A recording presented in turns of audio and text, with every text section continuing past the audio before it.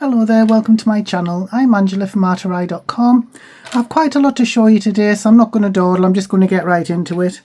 I just stumbled across a few craft items that you may or may not have that I find extremely useful, and you might too. These are, I've got the first things out and I can't remember the name. Like corner spacers, corner dividers, I can't remember the name. I'll put it on screen now if I find out, because my memory is ridiculous. You can tell how organised I am. So let me have a look. One of the uses for these can be used with a stamp positioner, stamping platform. So for instance, I have a card panel or whatever. You can put that in the corner like that, and I can put that on there, and I can put the stamp there. And if I wanted to stamp the same place at the other side, I would just turn it around and do the same there. So not only is the stamp on straight, but it's exactly the same space from the edge. And if you notice, they have, there we go, they all have measurements on. They're all different sizes. This one's a 5/8 of an inch, that's 3/4, and they all have different sizes. There are different things that you can do with these. I will leave a link to a video or two in the description that shows you more that you can do with these, because they are very, very handy. Not essential, of course, but handy enough to have. Another thing I find extremely handy are these little funnels. This one's great because it takes up less space, because you can fold it down like that. This one's a bit sturdier. I use these for transferring things like alcohol and water into smaller bottles. Really good, very handy. Never be without these, to be honest. I've used them a lot. Another very handy thing for me are these Holtz Recoil scissors. They are helpful to me when I'm fussy cutting. I cannot cut out for the life of me, but these do make it a little bit easier. So it has that on for protection, like a plastic sheath, and you open that and the scissors spring out. And they're really handy. I'll just show you. Because to my mind, you can get a bit more precision.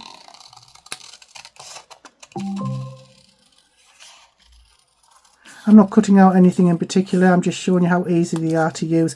So when I'm fussy cutting, I always use these. Definitely not essential, but extremely handy. Right. These are things that I wish I'd been wearing the other week, and I wouldn't have had that, or at least I wouldn't have had that as bad as it is. These are finger protectors. When I first started crafting, I cut myself, I don't know how many times with my craft knife, nearly cut the end of my finger off at one time.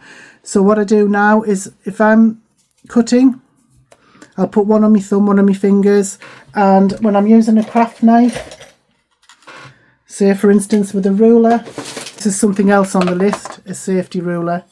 It has that little lip there to stop you from getting cut, or that's that's what it's supposed to do anyway. So what I used to do, so if I was using it that way and I was cutting and it slipped and went like that. So these, if I wear finger protectors, it's just a little less chance of cutting my fingers if I do make a slip. But this ruler is also very good for safety. I often use this without my finger protectors, because it has a little lip there and you can just cut straight along and there's less chance of it slipping.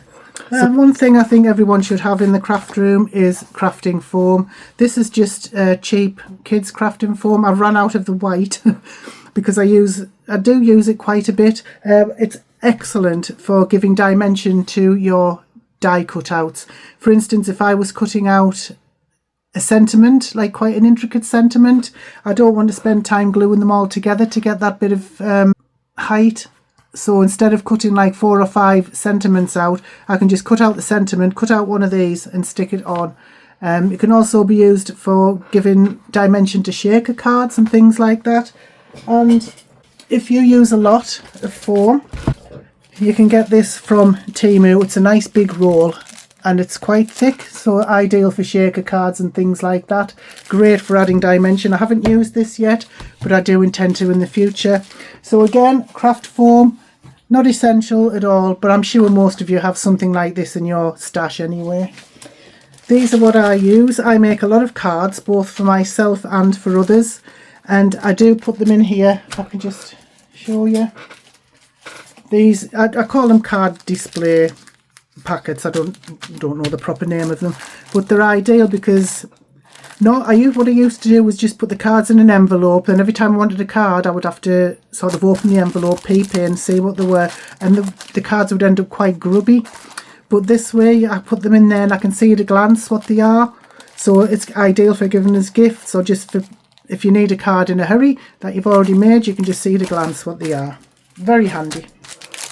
I actually keep forgetting about these. These are just like peel-offs, and they are really great for adding decorations to your cards.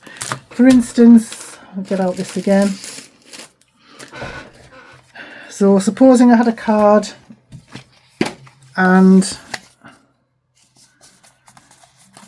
the card was in 2 bits, like I had a pattern piece here and a plain piece there or whatever, you could just take one of these.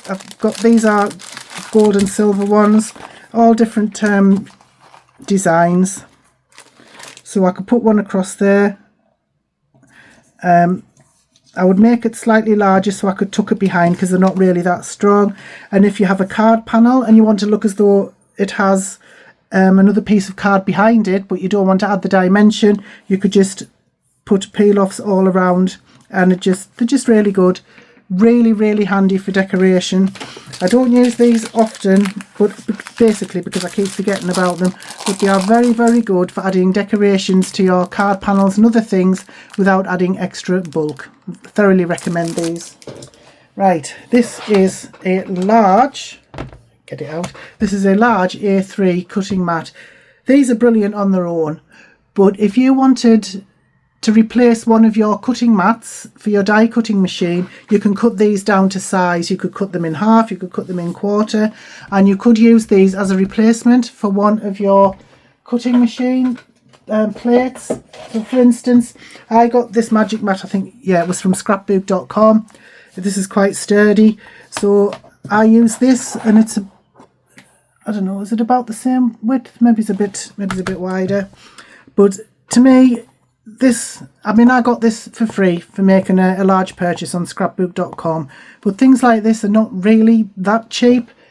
This was cheap. I think I got this, I think it was from Temu or Amazon, I can't remember. But if you wanted a replacement for your cutting machine plates, cut these in half, in a quarter or whatever, just cut them down to size. And what you can do is just, if you just wanted a small surface for cutting on, you could just cut them down and just put them on your desk while you're crafting, and you don't have to use them as is because it is massive.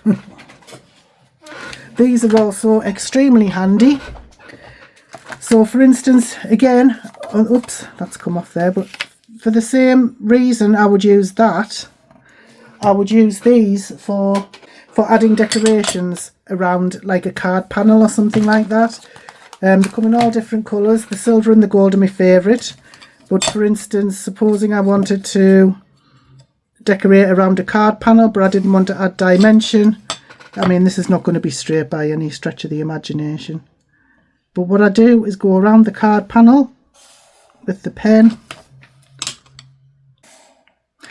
And then, so if you had like a sentiment or something there and you didn't want to add any dimension, you could just draw around them with your... These are metallic markers, but any markers would do. Bullet tip metallic markers. I think I got these from Temu as well, and they've been absolutely brilliant. I really love them. But like I say, the gold and the silver are just great. So again, if you don't want to add any dimension to your sentiments or to your card panels, you can just draw around them with one of those. Brilliant. And just give that a wipe with alcohol when you're done. This is also extremely handy. This is a water spritzer. You hold that and it sprays out a very thin stream of mist depending on how long you hold it. It's really good. This has come in handy for all kinds of things.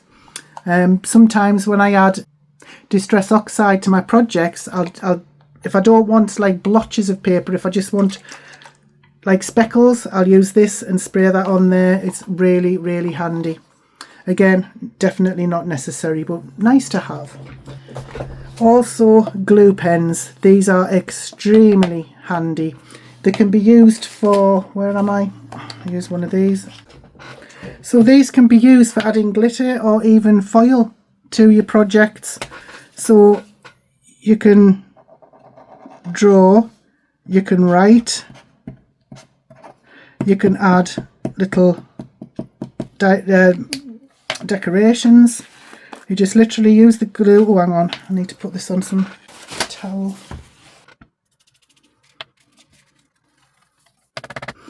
And you can add decorations to your projects. And once it's all dry, you can just brush off these little bits that haven't any glue behind them. Swiftly following that is a Swiffer cloth. These are non-static and they are absolutely brilliant for picking up bits of glitter, dust, embossing powder, and it just sticks to the cloth. Really, really good.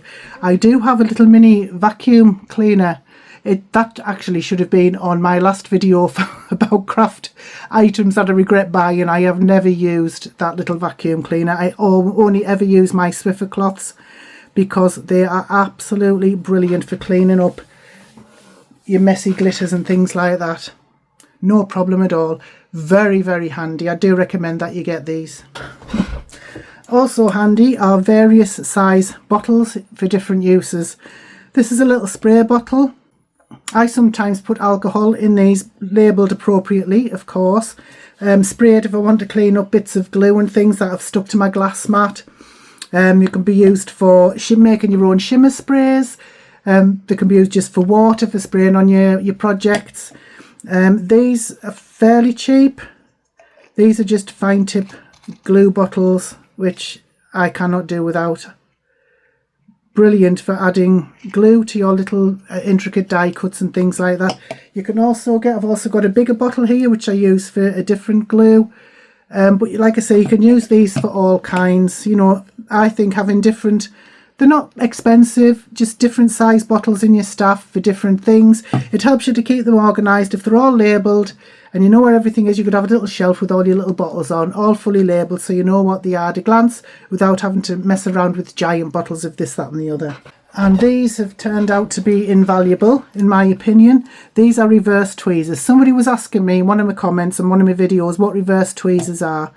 So your normal tweezers are like this. So you pull off the protective sheath and it opens up and you can pick up whatever you need to. Great, no problem with those at all. I do use those, but I love my reverse tweezers. These work in the opposite way. You have to actually squeeze them to open them. So when I'm holding like tiny intricate dies, I can hold it like that and I don't have to worry about it slipping while I add glue to it. Very, very handy. I actually use these a lot.